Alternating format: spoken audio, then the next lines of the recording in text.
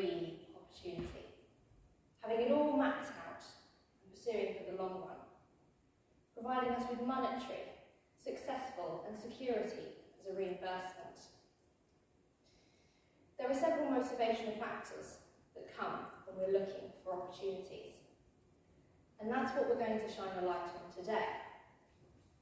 The past few years of the pandemic have reshaped my mind into how I look for these opportunities and just the path that I follow to get there. Those three factors I've discovered are participation, desperation, and self-creation. Although we've got many students in this audience tonight, I wasn't as educationally gifted. I struggled with learning setbacks and never feeling like I could quite fit the status quo of education. It felt all the students around me had a plan but me. To counteract, I pushed extracurricular activities onto my plate, whether it was campaigning in school elections, coppicing a woodland, or sorting shelves at the local library. This was my participative opportunity discovery, a secure criteria for a task, usually set out by employers, volunteers, or organisations. They were always set out as a one way that I could sign up to do. And I was obsessed with doing as many as I could outside of school. To me, it made me feel like I had secure potential, rather than what the school tried to keep under shadows. I was able to embrace who I was and be free and have secure potential that maybe I will be offered a dream opportunity. I was nearing my final year of school and was so excited to get out of there. 2020. Go home. Stay home. We all remember that government announcement. The weighted words shook us into depths. That was it. That was it for my final year of education. That was it for my extracurriculars. That was it for my secure potential and what I thought would be my way to a dream opportunity. My world seemingly flipped upside down in the space of a government announcement. I felt so out of control. I felt hopeless. I felt like I was missing out on opportunity after opportunity after opportunity. Almost like time froze and it fell apart in front of me. There, I began to seek for a desperate chance. I went on job sites and was scrolling for hours, applying for any job I could. I left behind any dreams that I had in pursuit of anywhere that would even look at my CV. I felt burnt out, hopeless.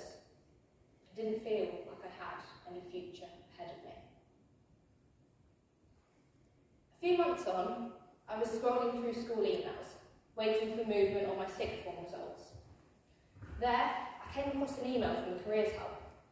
An email I'd usually ignore. They were never right for me. But for once, the email headline caught my attention. Youth participation in politics. Online work experience. Previously in London. Your chance. I looked at the email and thought, this is the first time in quite a while I've been intrigued by an offer. What the heck? It will give me something to keep my mind off the endless job searching I was going through. Logging on and staring at the screen in front of me, I wasn't expecting that much. Grace, what do you want to work on this week for your work experience? Whoa. You're asking me? I'd only ever done work for other people, but never for myself. My head was in a spin, I was burnt out, I'd had a long day. But somehow, as if it was in my head already, I replied. I want there to be better rights for disabled people in employment and education providers. And it felt good to say that, because it was something that I felt true, and something that I had made myself. Over that week of work experience, I worked on a project that I was passionate in, creating resources and presentations that I was proud of. I grew in the confidence to speak to Parliament ministers. I did that. That work experience taught me so much. It came from a chance opportunity caused from the pandemic and a small willingness in myself to try when it felt dwindled more than ever. I took that week and stepped back. I embraced my lack of control. I learned more about myself. I forgave myself and also gave myself the key to unlocking goals and achievements. A few months down the line, I was speaking with my public speaking mentor. Instead of the pandemic, as most conversations tended to fall, we were talking about goals that we'd had in life. I was flicking through a stack of post-its of things that I'd written down over the years when I came across Write Your Own Book. And it spoke to me in the same soft and caring way like the director did, encouraging me to think for myself and make that opportunity. So I ran back to the organisation, declaring, I have an idea and I need your support. Months of writing and several copyright laws later, I produced my first book, Generation COVID, How Young People Responded to the COVID-19 Crisis. A collective of young people's stories from up and down the country, fit with an anthology and a detailed description about what had happened through the past few years. I looked back at my book on one of the biggest sites in the world. I made that opportunity. I made that opportunity for myself. This was self-creation.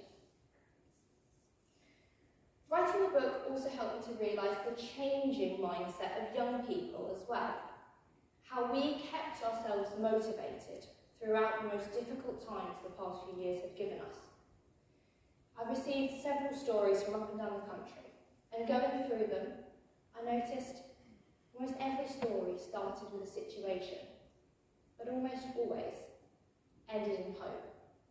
A reason as to why they kept going, and why they kept pursuing their dreams, not letting no pandemic get in the way. Starting businesses, podcasts, and even new career paths to save lives. Let me tell you about Joe, a young boy who originally had dreams of working in the theatre industry, one of the hardest hit in the midst. He had planned to go to university and was sorting out his finances and accommodation. 2020. Go home, stay home. And there it went. He began to work on the patient transport service for the NHS, taking patients to and from where they needed to go. As he started his training, and as the training became more developed, he discovered, this is what I want to do. I want to become a paramedic. Thanks to the pandemic, he discovered that opportunity and has become one of the most vital people in this country at the moment, an inspiration of a young person, along with all of Generation COVID, as we pursue head-on through the pandemic the paths that we always desired. I never imagined my first year out of school being quite like this.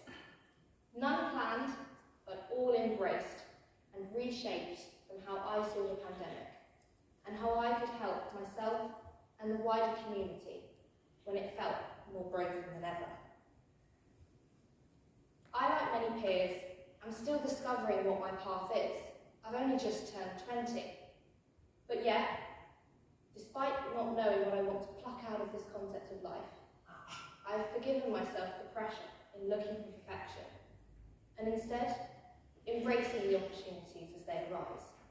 Upon reflection of what the pandemic has taken, but also given to me, I've realised that opportunity seeking and discovery has changed. There are lots of different avenues: participation, desperation, self-creation, but there is always one more. chance opportunity, a way to power through to the top against all the odds. But we know it's a statistical nightmare. To quote golfer Gary Player, the harder I work, the luckier I get. With these in mind, we mustn't forget the avenues that opportunity comes from. We may feel on rocky ground at times, and we may feel like we don't know where we're going. But I encourage you to dig deeper, because opportunity may be hiding there, ready to showcase to be